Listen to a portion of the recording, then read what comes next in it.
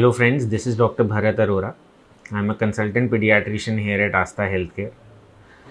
As the summers are approaching, बहुत सारे parents की क्वेरीज होती हैं कि समर में कुछ स्पेशल प्रिकॉशंस मुझे मेरे बेबीज़ के लिए लेने हैं कि नहीं, या फिर कभी न्यू पेरेंट्स आते हैं, अभी अभी जो न्यू पेरेंट्स बने हैं तो वो क्वेरीज़ लेके आते हैं कि हाँ सर समर में कुछ प्रिकॉशंस लेने हैं, बच्चे की देखभाल कैसे करनी है, क्या कपड़े पहनाने हैं, कुछ अलग से खाना या पीना या कुछ ऐसा करना होगा हमें ज़रूरी जो उसको डायपर रैश से बचा सके, या उसको बॉडी पे कोई रैश हो उसको उससे बचा सके, या हम ऐसा क्या प्रिकॉशंस लें कि उसे वो चीज़ हो ही ना।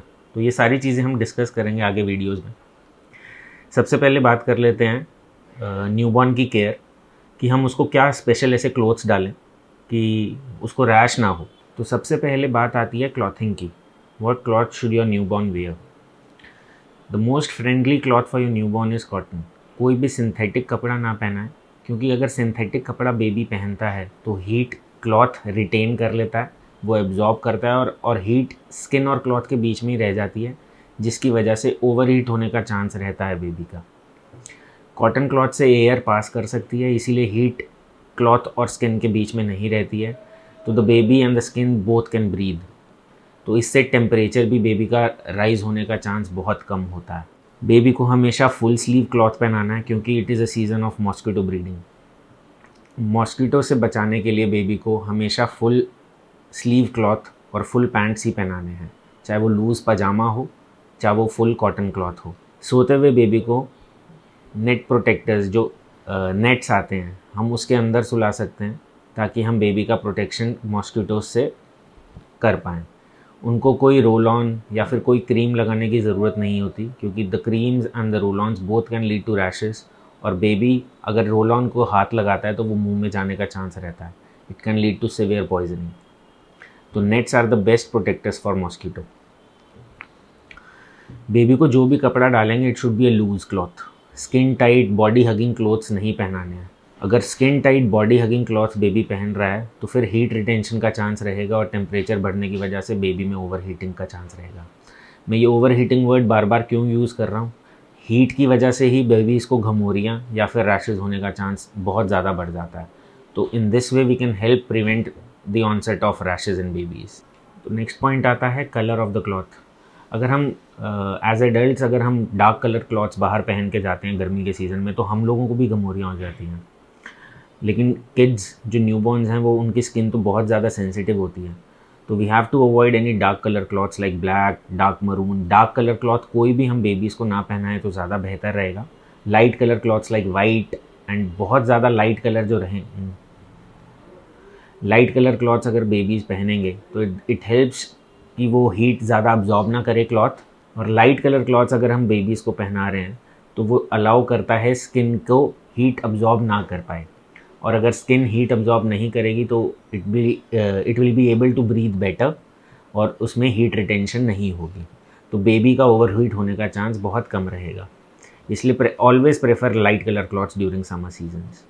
और अगर बेबी ओवर हीट हो रहा है जस्ट बिकॉज ऑफ क्लॉथिंग, उसका टेम्परेचर राइज हो रहा है, तो बेबी बहुत ज़्यादा क्रैंकी होता है, उसमें रैशेज़ होने का चांस रहता है। रेड स्किन रैशेज़ बहुत जल्दी हो जाते हैं। तो take home message about clothing सिर्फ यही रहेगा, please always wear full sleeve clothes.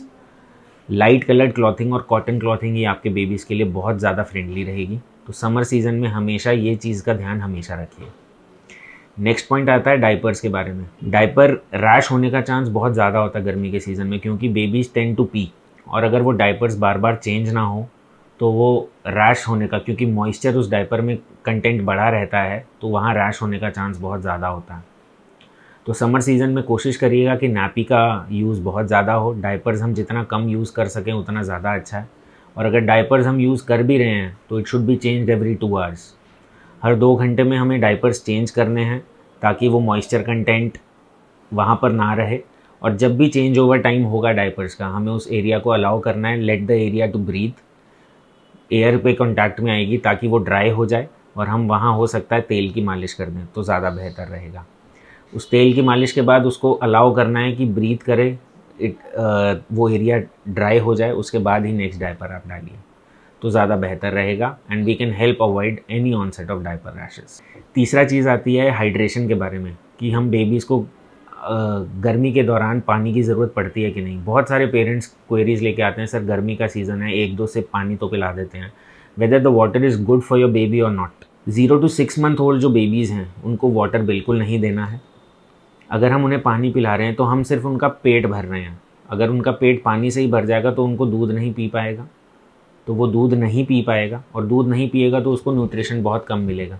तो अगर हम पानी उसको दे रहे हैं तो वी आर जस्ट उसका पेट भर रहे हैं। We have to give nutrition along with what his requirement is. 0 to 6 month के बेबीज़ को सिर्फ फ्रीक्वेंट फीड्स की ज़रूरत है। अगर हम फ्रीक्वेंट फीड कर रहे हैं तो वो फ्रीक्वेंट पी भी करेगा। तो we have to control his diaper along with that. जो हम 2.5 से 3 घंटे या 4 घंटे में फ़ीड कर रहे थे पहले, उसको 2-2 घंटे में फ़ीड करना है, क्योंकि उसको हम पानी नहीं दे सकते। अब बात आती है 6 महीने से 1 साल के बच्चों की, कि उनको पानी देना चाहिए कि नहीं। क्योंकि अगर हम सॉलिड डाइट्स उनको इंट्रोड्यूस कर रहे हैं तो थोड़ा बहुत पानी सिपर्स के अलॉन्ग देना बहुत ज़रूरी हो जाता है। तो हम थोड़ा बहुत पानी ही दें, एक्सेस ऑफ वाटर फिर उनका वही पेट भरेंगे and it is again non nutritious. तो feed along with small quantity of water will help your baby of 6 month to 1 year of age, and less than 6 month of age आप please पानी ना introduce करें तो ज़्यादा अच्छा है। सिर्फ मदर फीड या फिर जो फॉर्मूला फीड आप दे रहे हैं उसकी क्वांटिटी आप इंक्रीज़ कर दें और फ्रीक्वेंटली कर दें, तो that will help your baby maintain hydration. Now the next point that comes over is bathing. हमें बात करानी चाहिए और कितनी बार करानी चाहिए। एक बार ज़रूरी है कि नहीं। कहीं बच्चे को हम एसी चला रहे हैं तो ठंड तो नहीं लग जाएगी बात के बाद। तो बेथिंग जैसे एडल्ट्स में बहुत ज़्यादा ज़रूरी होती है। समर में बहुत ज़्यादा पसीना आता है, तो पसीने में एडल्ट्स को भी ये चाहिए कि हम बाथिंग दिन में 1 बार 2 बार करना चाहते हैं। तो सेम विद किड्स, हम बच्चे को समर में 2 बार भी नहला सकते हैं। नहलाना क्यों ज़रूरी है? It helps to keep the skin clean. जो भी पसीना आता है या फिर रैशेज़ होने का चांस है, हम नॉर्मल पानी से ही क्लीन कर सकते हैं। कोई भी गंदगी या फिर मिट्टी या फिर कुछ इन्फेक्शन अगर सेट इन हो रहा होता है तो वो बैथिंग से क्लियर हो सकता है। फिर आई मालिश की बात, कि मालिश ज़रूरी है कि नहीं। हम ठंडे सतह के तेल जैसे कोकोनट ऑयल होता है, it can be used for मालिश, लेकिन ऑल सीज़न में सिर्फ व्हाट आई विल एडवाइज कि ऑल सीजन्स में बादाम का तेल बहुत अच्छा रहता है बेबी के लिए, क्योंकि वो मॉइस्चराइज बहुत अच्छा करता है स्किन को। यू कैन यूज़ बादाम आलमंड ऑयल और olive oil such that it can help the baby और उसकी स्किन को अच्छे से मॉइस्चराइज करें। और अगर गर्मी के सीज़न में वो तेल बॉडी पे अगर कंटिन्यूसली लगा रह गया and you take the baby outside और वो धूप के कॉन्टैक्ट में आता है अगर किसी भी वजह से, तो it can lead to very harsh rashes, और ये रैशेज़ बहुत पेनफुल हो सकते हैं। तो प्लीज़ जब भी आप मालिश कर रहे हैं तो उसके बाद आधे से 1 घंटे बाद उसको नहाना ज़रूरी होता है बेबी को, ताकि वो ऑयल क्लीन ऑफ हो जाए और रैशेज़ होने का चांस बहुत कम रहे। The 5th point comes is, हम एसी चलाएं कि ना चलाएं, कूलर्स में रखें कि नहीं रखें बेबीज़ को। बेबीज़ को भी गर्मी लगती है एज एन एडल्ट्स। जब temperature is soaring high 40-45 degrees and reaching about 50 degrees, तो इस टेम्परेचर में गर्मी और जो ड्राई वेदर होता है उससे बेबी भी अनकंफर्टेबल होता है और पसीना आना बहुत प्रॉब्लमेटिक हो सकता है बेबी में। तो एसी रूम में चल सकता है, कोई प्रॉब्लम नहीं है उसमें, लेकिन the temperature should be kept above 26 to 28 and it should be a circulating room, कि एयर उसमें सर्कुलेट होती रहे। एक स्टैगनेंट रूम ना हो कि हमने खिड़की दरवाजे सब बंद कर दिया और रूम एसी ऑन करके हमने छोड़ दिया उसको। It should be a circulating air. अगर आप कूलर भी चला रहे हैं तो बेबी को डायरेक्ट हवा के कांटेक्ट में नहीं आना, क्योंकि उसको ठंड में डायरेक्ट हवा लगने से उसको ठंड लग सकती है। Just keep away from the coolers. Direct air और वाटर के कांटेक्ट में ना आए, या फ़ैन के नीचे भी डायरेक्टली नहीं रखना है बेबी को। डायरेक्ट एयर के कांटेक्ट में बेबी को इन्फेक्शन और सर्दी लगने का ज़्यादा चांस है। ड्यूरिंग स्लीप आवर्स या फिर नॉर्मली भी बेबी कोई भी कपड़ा ओढ़ना नहीं चाहते हैं। ना वो ब्लैंकेट, समर ब्लैंकेट्स ओढ़ते हैं एसी में, ना वो कोई कपड़ा ओढ़ते हैं। तो नॉर्मल क्लॉथ जो कॉटन क्लॉथ आता है आप उसी को यूज़ कर सकते हैं एज अ शीट, कि वो बेबी को कवर करने में हेल्प करे और डायरेक्टली हवा ना लगे। Since you are not using diapers also, तो हम स्किन को ब्रीथ करने के लिए चांस देते हैं। तो we can use those cotton sheets to cover the baby up when he or she is sleeping, such that the area can breathe also, और उसको ठंड भी ना लगे। हम शीट से कवर कर रहे हैं तो वी आर प्रिवेंटिंग डायरेक्ट जो कोल्ड टेम्परेचर हमने एसी या कूलर से कर दिया है उसका डायरेक्ट कॉन्टैक्ट स्किन में नहीं आ रहा, तो बच्चे को हम ठंड से भी बचा रहे हैं। 6th पॉइंट आता है कि हमें बेबीज़ को लेके गर्मी में बाहर ले जाने में कोई प्रॉब्लम है क्या, हम आउटगोइंग करें कि ना करें समर्स के टाइम पे। हमें सिर्फ एक बात का ख्याल रखना है कि हमें टेम्परेचर चेंज अवॉइड करना है। हम प्रिकॉशंस ले लेंगे बाहर जाते हुए, हम पूरे कपड़े भी पहना देंगे, फुल स्लीव क्लॉथ डाल देंगे, हम कैप्स डाल देंगे बेबीज़ को, हम डायपर्स डाल के हम डायपर्स भी चेंज कर लेंगे।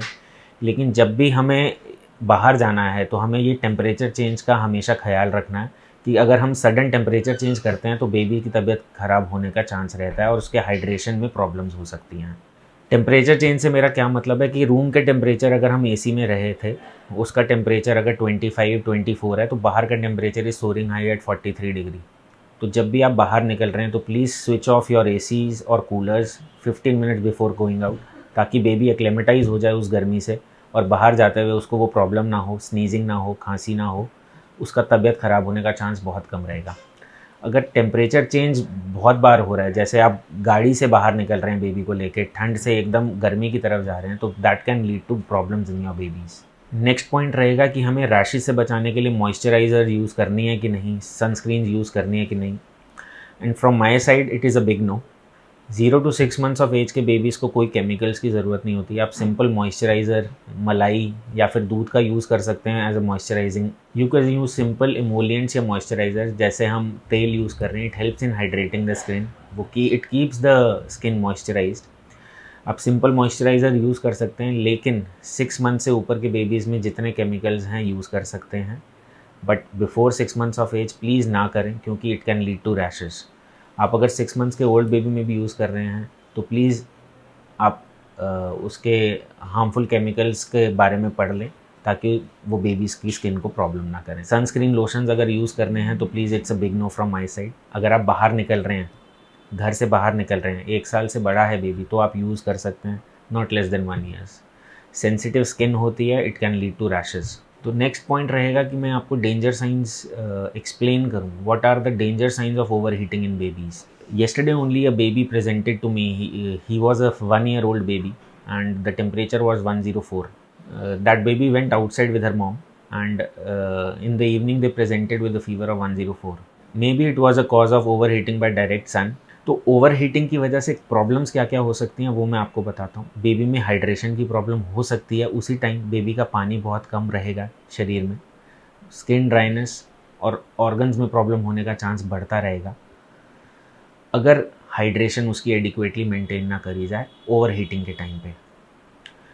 आपको रेगुलरली बेबी का बॉडी टेम्परेचर मॉनिटर करना है घर पे, ताकि वो ओवर हीट अगर हो रहा है तो आपको उसको हाइड्रेट करना है या फिर फीड उसको एडिक्वेटली देना है। रूम टेम्परेचर आपको एडिक्वेटली मेंटेन करना है ताकि बेबी ओवर हीट ना हो जाए। अगर उसको डायपर रैश हो रहा है तो there are multiple anti rash creams that are available. आप एरिया को ब्रीद इन करना अलाउ कर सकते हैं। आप रैश अवॉइड कर सकते हैं bye avoiding any kind of use of diapers. तो ये सब प्रिवेंटेबल चीज़ें हैं जो हम फॉलो अगर करें तो हम अपने बेबीज़ को हैप्पी रख सकते हैं समर टाइम्स में। तो दोस्तों, इस वीडियो के ज़रिए मैं बता पाया हूँ कि समर्स के दौरान आप अपनी बेबीज़ की केयर कैसे कर सकते हैं और कैसे आप ओवर हीटिंग या हीट स्ट्रोक अवॉइड कर सकते हैं अपने बेबीज़ में। सिंपल प्रिकॉशंस हैं, होम मेथड्स हैं, हम यूज़ कर सकते हैं ताकि हम बेबीज़ को समर के दौरान परेशान ना होने दें। अगर इसके बावजूद भी आपकी कोई क्वेरीज़ हैं तो प्लीज़ नीचे कमेंट सेक्शन पे कमेंट करिए या फिर नीचे लिखे गए नंबर्स पे कांटेक्ट भी कर सकते हैं। हम जल्द से जल्द उसका जवाब देने की कोशिश करेंगे। Thank you so much.